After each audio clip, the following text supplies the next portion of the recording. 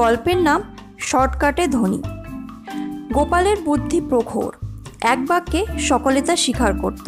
তার জন্য গোপালের সঙ্গে নানান ধরনের লোক প্রায়ই দেখা করতে আসতো। একবার এক ভদ্রলোক এসে গোপালকে জিজ্ঞাসা করলো, গোপাল, তোমার তো এত বুদ্ধি, তোমার বুদ্ধির জোরে আমাকে বিনা পুঁজিতে ধনী হবার একটা সহজ উপায় বাতলে দিতে পারো? গোপাল হেসে বললে, ধনী হবার সহজ উপায় বাতলে দিতে পারি। ফি বার করুন 10 টাকা। এরপর আপনিও এইভাবে দেশে বিদেশে প্রতিবেশীর কাছে চাউর করে দিন যে অল্প স্বল্প দক্ষিণায় ধনী বানানোর মন্ত্র আপনি জানেন। লোকের ভিড় আপনার কাছে ভেঙে পড়বে। শর্টকাটে ধনী কে না হতে চায়, বেকুব ছাড়া।